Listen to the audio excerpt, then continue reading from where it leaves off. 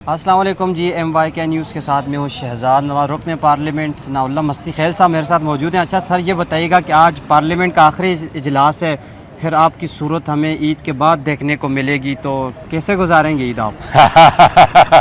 देखिए, ज़ाहिर है जी कि ये अल्हम्दुलिल्लाह हमारा जो इजलास है वो आज उन्होंने स्पीकर साहब ने जो है वो गैर मुअय्यना मुद्दत तक प्रोरोग कर दिया है, तो सुनने में आ रहा है ईद के बाद होगा। तो इंशाअल्लाह ये जब मेरा ईमान है कि ज़िंदगी और मौत तो अल्लाह के हाथ में है, अगर खुदा ने ज़िंदगी दी तो फिर मुलाकातें होती। हम हैं अवाम के नौकर, अवाम के चौकीदार। तो हमारी ये ख्वाहिश होती है कि हकूकुल इबाद जो है ना उसका बड़ा दर्जा है। हकूकुल अल्लाह ने वादा किया है कि मैं माफ़ कर दूँगा, लेकिन जो हकूकुल इबाद है ना, अल्लाह कहता है कि जब तक वो बंदा खुद माफ़ नहीं करेगा तो आपकी माफ़ी नहीं है। तो हकूकुल इबाद हम चाहते हैं कि हम जितनी भी अपनी ज़िंदगियाँ, अपने लम्हात आम लोगों की बेहतरी और फलाह और खुशी के लिए बांट सकें, तो वो लम्हात हम उनको देना चाहते हैं। अच्छा मस्ती खैल साहब, ये बताएं कि एक आम बंदे की ईद में और एक जो सियासतदान होते हैं उसकी ईद में क्या फ़र्क होता है? सियासतदान की ईद किस तरह की होती है, आप किस तरह ईद मनाते हैं? मैं जब आम आदमी था, जब पार्लियामेंट का मेंबर नहीं था, तो ईद के बाद ज़ाहिर हमारी आज़ादी होती थी।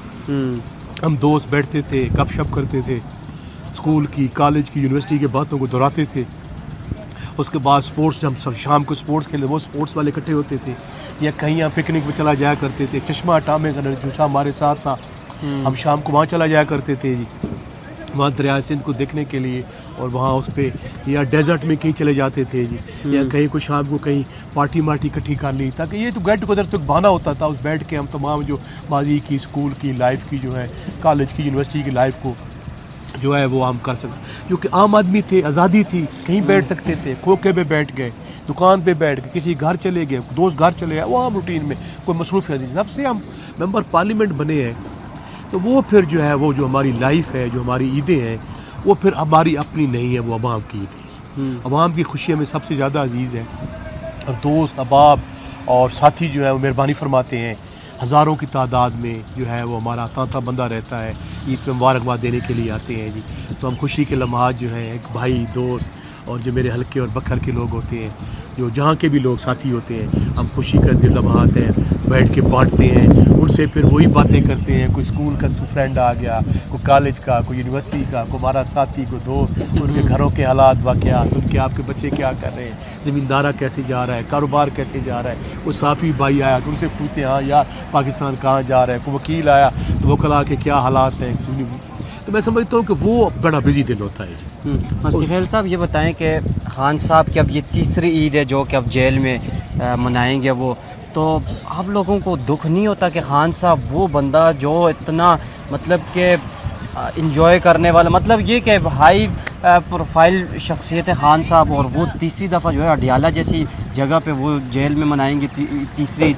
तो यहाँ पे जो PTI के जितने भी रुकने पार्लियामेंटेरियन हैं, किसी एक के चेहरे पे मैंने दुख नहीं देखा। खान साहब के लिए परेशान होते मैंने उनको नहीं देखा कि खान साहब किस तरह ईद मनाएंगे, क्या बनेगा उनका। नहीं, ये तो आपके जो ज़ाती कमेंट्स हैं, ज़ाती कमेंट्स पे तो मैं ज़रूरी नहीं है कि मैं आपको एग्री करूं। देखें जी, हमारे दिल के अंदर तो, दिलों के राज तो खुदा जानता है ना जी, अल्लाह सुब्हानहू व तआला जानता है कि हम कितने कर्ब में हैं, कितनी परेशानी में हैं, तकलीफ़ में हैं, और हमारे जज्बात जो हैं फटने को तैयार हैं। लेकिन अल्लाह सुब्हानहू व तआला ने इंसान को हौसला भी दिया हुआ है, इंसान को शुक्र भी है। अल्लाह सुब्हानहू व तआला के इनामात हैं, सब्र, शुक्र, किनायत, और मैं समझता हूँ कि दलेरी और जुर्रत। मैं समझता हूँ कि खान साहब नो डाउट कि ये तीसरी ईद जो है खान की जेल में होगी। इंशाअल्लाह जल्द बाहर आए जाएंगे, मेरा ईमान है, मेरा ये अल्लाह सुब्हानहू व तआला पे क्या कहते हो कामिल यकीन है, ईमान है कि ये जो जुल्म और जबर के जो दिन है ये मुख्तसर है, अल्लाह के यहाँ देर है अंधेर नहीं। ये जुल्म की जो चक्की में खान को उन्होंने रखा हुआ है कि खान अपने नज़रियात से हट जाएगा, खान कंप्रोमाइज़ कर लेगा, खान झुक जाएगा, तो खान तो उस फ़लसफ़े में बिलीव करता है। तो खान कहता है ला इलाहा इल्लल्लाह। मेरा भी फ़लसफ़ा ये है, आपका भी ये है, हर मुसलमान का ये होना चाहिए कि अल्लाह के सिवा कोई माबूद नहीं, उसकी ताकत के आप सामने, उसके अलावा किसी के सामने नहीं झुकते। हम ये चाहते हैं कि पाकिस्तान को आईने पाकिस्तान के तहत चलाया जाए, जो जिस फ्रेमवर्क में जिनकी आइनी तौर पे जो भी फ़राइज़ हैं वो अदा करें, इदारे जो भी हैं। फस्तायत का 3rd ग्रेड जो है फार्मूला इस्तेमाल किया कि हमें झुका लेंगे, हमारी पार्टी का जो है वो छीना गया, निशान छीना गया, हमारी पार्टी को बैन किया गया, हमारे जो मेंबरान बड़े बड़े लोगों को मैं समझता हूँ कि 3rd ग्रेड इस्तेमाल करके टार्चर करके उनसे पार्टियाँ छुड़ाई गई, उनकी फैमिली और बच्चियों को गिरफ़्तार किया गया। लेकिन पाकिस्तान तहरीक इंसाफ की और पाकिस्तान की मैं गयूर अवाम को खराज तहसीन पेश करता हूँ, उन्होंने झुकने से इनकार कर दिया और उन्होंने इमरान खान के फ़लसफ़े, नज़रिए और इमरान खान के माटों के मुताबिक इतनी बड़ी तादाद में लोग बाहर निकले कि उन्होंने स्वीप कर दिया और बड़े बड़े लोग जो हैं वो हैरान भी रह गए, परेशान भी रह गए। और मैं समझता हूँ कि अवाम ने उन लोगों को ऐसा मामू बनाया कि वो ताहया याद रखेंगे। और मैं यकीन दहानी करवाता हूँ आपकी तवज्जो से कि इंशाअल्लाह ना हम गाफिल हैं, ना हम सोए हुए हैं, हम पुरअमन। लेकिन हम भाईजान कोई कमांडो नहीं है, हमको मिलिटेंट नहीं है, हमको दहशतगर्द नहीं है, हम कोई गोरिल्ला फोर्स नहीं है, हम पुरअमन लोग हैं। हमने जो भी जिद्दोजहद करनी है वो आईन पाकिस्तान के तहत करनी है। हम एहतजाज करेंगे, तकरीर करेंगे, प्रेस कॉन्फ्रेंस करेंगे, आपसे टॉक करेंगे, धरना दे देंगे, कहीं बैठ जाएंगे, लेकिन आईन पाकिस्तान के तहत करेंगे।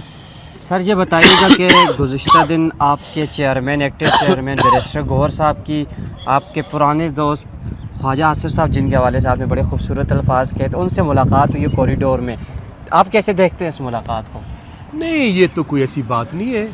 हमारे एक्टिव चेयरमैन नहीं, वो हमारी पार्टी के चेयरमैन हैं। बैरिस्टर गौहर खान साहब हमारी पार्टी के चेयरमैन है, खान साहब जो हमारे पार्टी के फाउंडर चेयरमैन हैं। तो दोस्त हैं, हम कुलीग हैं, असम्बली के अंदर जाना मिलना कोई शहरी लिहाज से कोई ख्वाजा आसिफ साहब दोस्त हैं नहीं, हमारे भाई हैं, हमारी उनसे कौन सी कोई दुश्मनी है, अल्लाह हमारी उनसे ज़ाती कौन सा कोई अनाद है या हमारा उनसे कौन सा कोई ज़ाती झगड़ा है। देखें जी, हम यही असूल की और नज़रियात की जो है इख्तलाफ है जी। हम कहते हैं कि पाकिस्तान को ऐसे चलाओ, वो कहते हैं पाकिस्तान को ऐसे चलाओ।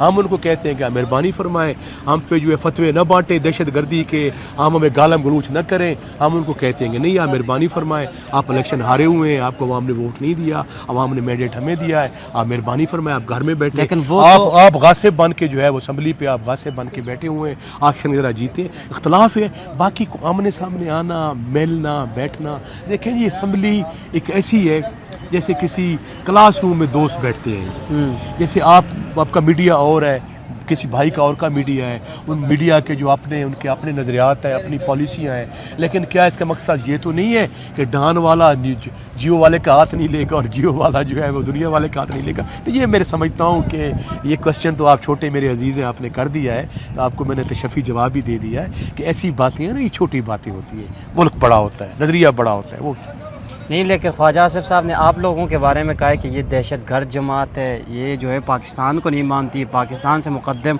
अपने लीडर को मानती है, कहती है कि खान नहीं तो पाकिस्तान नहीं। वो तो आपके मेरे ख्याल में वो हमारे बुज़ुर्ग हैं, उनके सफ़ेद बाल आ गए हैं, तो ऐसे बुज़ुर्गों को मैं समझता हूँ कि ये गुफ्तगू जो है वो सोच विचार के बात करनी चाहिए।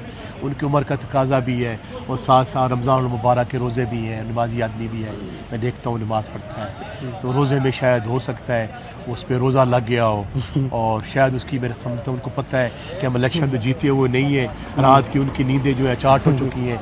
तीसरा जो है वो गासिब बन के उन्होंने जो सदा इलेक्शन के ज़रिए इक़्तिदार में आए हैं, तो वो उनको शायद ये रात को मैं समझता हूँ उनको ये ख्यालात सोने नहीं देते कि यार पता नहीं क्या बनेगा, अवाम हमारे साथ नहीं है, हम अवाम को फेस नहीं कर सकते, हल्कों में जा नहीं सकते, कई लोग हमें गंदे अंडे ना मारे, टमाटर ना मारे। तो मैं समझता हूँ उस ऐसी बातों पे तवज्जो नहीं। भाईजान बात ये है, मेरा एक नज़रिया है। नज़रिया क्या है जी कि हम पाकिस्तान के तमाम लोग महब वतन हैं।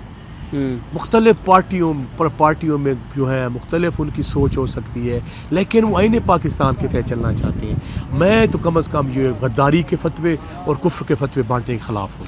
बहुत शुक्रिया मस्ती खैल साहब, आपको मेरे और मेरे चैनल MYK की तरफ से एडवांस में ईद मुबारक हो। तो आप हमारे प्लेटफॉर्म से अपने फैंस के लिए, पाकिस्तान के लिए क्या पैगाम देंगे ईद के हवाले से? एक तो बहुत ये खुशी का लम्हात होते हैं, खुशी का दिन होता है, और मैं समझता हूँ कि पाकिस्तान के जो 25 करोड़ अवाम है, जहाँ जहाँ बैठे हैं, मैं दिल के था गहराइयों से आपको मुबारकबाद दूँगा कि आप अपनी खुशियाँ अपने बच्चों, अपने भाइयों और फैमिली के साथ बांटें, अपने दोस्तों के साथ बांटें।